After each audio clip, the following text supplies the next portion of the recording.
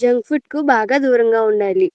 ఒకప్పుడు చిన్న గ్రామంలో రాజు అనే పిల్లాడు ఉండేవాడు. అతడు చాలా చురుకైనవాడు. కానీ ఆరోగ్యానికి అవసరమైన ఆహారాన్ని తినడం అంటే అతనికి ఆసక్తి ఉండేది కాదు. అతడు పాలు, కూరగాయలు, పండ్లు కంటే పిజ్జా, చిప్స్, కూల్ డ్రింక్స్ అంటే మోజు.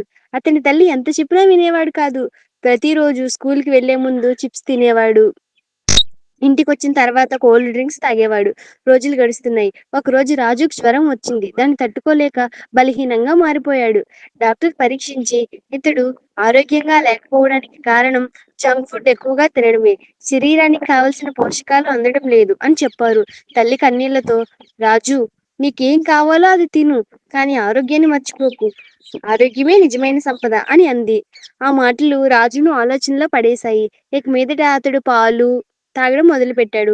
కూరగాయలు, పండ్లు తినడం అలవాటు చేసుకున్నాడు. మెల్లగా బలవంతుడయ్యాడు. చురుకుగాను మారాడు. అప్పుడు నుండి రాజు స్కూల్‌లో అందరికీ చెప్పడం మొదలుపెట్టాడు. జంక్ ఫుడ్స్ తక్కువగా తినాలి అని.